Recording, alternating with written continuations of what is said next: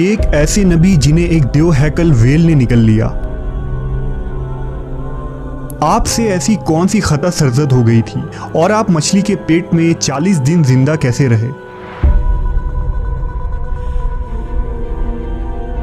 اس video میں ہم اس ہستی کے متعلق جانیں گے جن کا واقعہ قرآن مجید میں یونس اور توریت میں جوناہ کے نام سے آیا ہے۔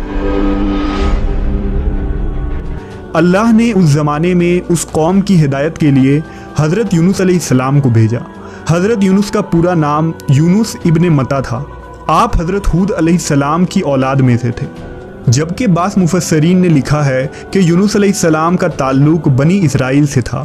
آپ حضرت یوسف کے چھوٹے بھائی بن یامین کے بیٹے تھے۔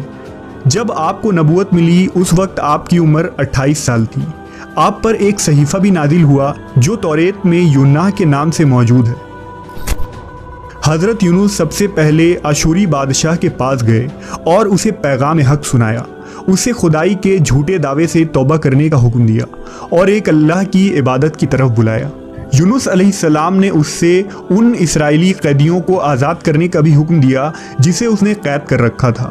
نینوا کا بادشاہ آپ کی باتیں سن کر غضبناک ہو گیا اور آپ کی جان کا دشمن بن گیا، لہٰذا آپ علیہ السلام نینوا کے عوام کے پاس گئے اور انہیں توحید کی دعوت دی، انہیں شرک و بت پرستی اور دوسری برائیوں سے توبہ کرنے کو کہا، مگر اہل نینوا نے ایمان لانے سے انکار کر دیا اور اللہ کے رسول کو جھٹلا دیا۔ یونس علیہ السلام مسلسل اس کوشش میں رہے کہ ان کی قوم کے لوگ راہ راست پر آ جائیں۔ آپ نے انہیں بہت سمجھایا اور دعوت کے کام کو جاری رکھا۔ دیکھتے دیکھتے 40 سال کا عرصہ گزر گیا، لیکن یہ قوم حضرت یونس کا انکار کرتی رہی اور شرک پر ڈٹے رہے۔ نیز حضرت یونس کو دھمکیاں بھی دی گئیں کہ اگر آپ نے اشودر دیوتا کے خلاف کچھ کہا تو وہ آپ کو قتل کر دیں گے۔ آخر کار حضرت یونس اپنے قوم سے مایوس ہو گئے۔ جب ان کی سرکشی اور نافرمانی انتہا کو پہنچ گئی تو اللہ نے حضرت یونس کو حکم دیا کہ لوگوں کو آگاہ کر دو کہ 3 دن کے اندر ان پر عذاب آنے والا ہے۔ لہٰذا آپ نے اہل نینوا کے سامنے اعلان کیا کہ اگر تم نے 3 دنوں کے اندر بت پرستی اور شرک سے توبہ نہ کی تو تم پر اللہ کا قہر نازل ہوگا اور پورا شہر تباہ و برباد ہو جائے گا۔ لوگوں نے آپ کا مذاق اڑایا اور جواب میں کہا، ہم تمہارے رب کی طرف سے عذاب کے منتظر رہیں گے۔ آپ کی قوم نے آپس میں مشورہ کیا تو اس بات پر سب کا اتفاق ہوا کہ یونس کو کبھی جھوٹ بولتے نہیں دیکھا گیا، لہٰذا ان کی بات نظر انداز نہیں کرنی چاہیے۔ مشورے میں یہ بھی طے ہوا کہ دیکھا جائے کہ اگر یونس علیہ السلام رات بستی کے اندر اپنے گھر میں مقیم رہتے ہیں تو سمجھ لو کہ کچھ نہیں ہوگا، اور اگر وہ یہاں سے کہیں اور چلے جاتے ہیں تو یقین کر لو کہ صبح عذاب ضرور آئے گا۔ حضرت یونس علیہ السلام رات کو اس بستی سے نکل گئے۔ صبح ہوئی تو عذاب الہی کا ایک سیاہ دھواں بادل کی شکل میں بستی والوں کے سروں پر منڈلانے لگا۔ جب وہ ان کے قریب ہونے لگا تو ان لوگوں کو یقین ہو گیا کہ اب وہ سب ہلاک ہونے والے ہیں۔ دراصل حضرت یونس علیہ السلام اپنی قوم سے ناراض ہو کر چلے گئے تھے، مگر انہیں وہاں سے نکلنے کا حکم نہیں دیا گیا تھا۔ وہ عذاب کی اطلاع دینے کے بعد اللہ کی اجازت کے بغیر اپنا علاقہ چھوڑ گئے تھے۔ آثار عذاب دیکھ کر جب اشوریوں نے توبہ و استغفار کی تو اللہ نے انہیں معاف کر دیا۔ اللہ تعالیٰ کسی قوم کو اس وقت تک عذاب نہیں دیتا جب تک وہ اپنی حجت پوری نہیں کر لیتا۔ پس جب یونس علیہ السلام نے اس قوم میں مہلت کے آخری لمحے تک نصیحت کا سلسلہ جاری نہیں رکھا اور اللہ کے مقرر کردہ وقت سے پہلے وہ خود ہی ہجرت کر گئے تو اللہ کے انصاف نے اس قوم کو عذاب دینا گوارا نہ کیا اور انہیں معاف کر دیا گیا۔ جب حضرت یونس علیہ السلام فرات کے کنارے پہنچے تو ایک کشتی کو مسافروں سے بھرا ہوا پایا۔ حضرت یونس کشتی میں سوار ہو گئے اور کشتی نے لنگر اٹھایا۔ پورے دن میں کشتی سمندر میں سکون سے چلتی رہی۔ اچانک اونچی اونچی لہریں اٹھنے لگیں۔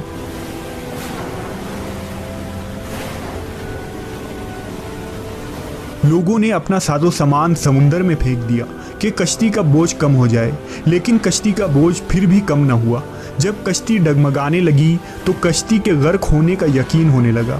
اہل کشتی نے اپنے عقیدے کے مطابق کہا کہ ایسا معلوم ہوتا ہے کہ اس کشتی میں کوئی غلام اپنے آقا سے بھاگا ہوا ہے، جب تک اس کو اس کشتی سے الگ نہ کیا جائے گا نجات مشکل ہے۔ यूनुस अलैहिस्सलाम ने सुना तो उनको तंबीह हुआ कि अल्लाह को मेरा निनवा से वही का इंतज़ार किए बगैर इस तरह चले आना पसंद ना आया और ये मेरी आजमाइश के आसार हैं।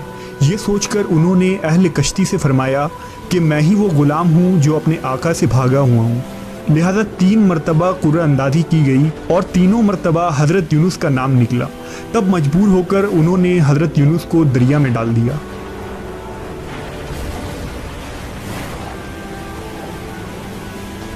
उस वक्त अल्लाह ने एक बड़ी मछली को हुक्म दिया कि उन्हें निगल लो, ये तुम्हारी गज़ा नहीं है, इसलिए उनके जिस्म पर कोई तकलीफ़ नहीं होनी चाहिए। मछली ने हज़रत यूनुस को अपने पेट में निगल लिया।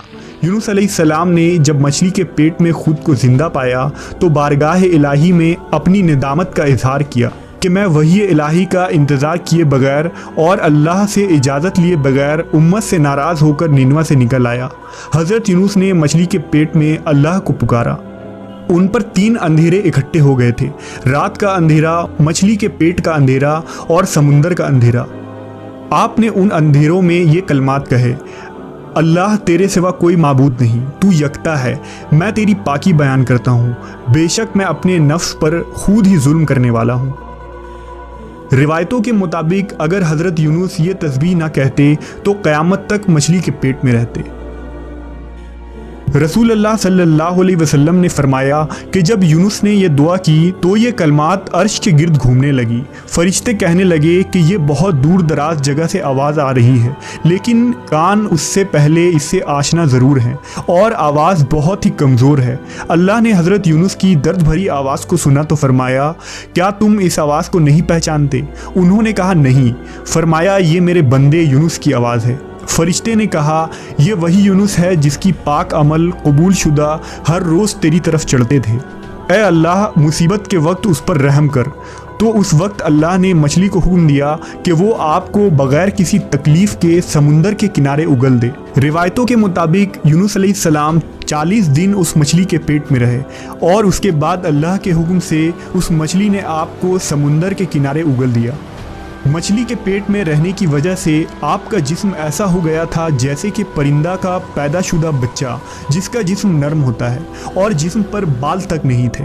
गर्ज हज़रत यूनुस बहुत ही कमज़ोर और नातवा हालत में खुश्की पर डाल दिए गए थे। इसके बाद अल्लाह ने समुंदर के किनारे पर एक बेलदार दरख्त उगाया। रिवायतों के मुताबिक वो कद्दू का पौधा था जिसके ज़रिया हज़रत यूनुस अलैहिस्सलाम पर साया हो गया। इसके अलावा अल्लाह ने एक जंगली बकरी भेज दी जो ज़मीन की घास और जड़ी बूटियाँ खाती थी और सुबह व शाम आपको दूध पिलाती थी, यहाँ तक कि आप तंदुरुस्त हो गए। हज़रत यूनुस दरख्त के उस साए में झोपड़ी बनाकर रहने लगे।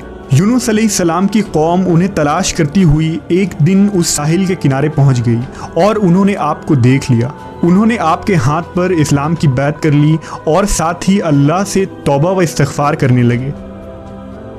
यूनुस अलैहिस्सलाम दोबारा निनवा चले गए और वहाँ रहकर अपनी कौम की रहनुमाई फरमाई। हज़रत यूनुस की ज़िंदगी निनवा ही में गुजरी और वहीं आपका इंतकाल हुआ। इस किस्से से हमें यह सबक मिलता है कि किसी भी हाल में अल्लाह की रहमत से मायूस नहीं होना चाहिए और ना ही हिदायत के मामले में अपनी ज़ात पर भरोसा करना चाहिए। हिदायत तो बस अल्लाह ही की तरफ से है, हमारे ज़िम्मे बस पैगाम हक़ पहुँचाना है।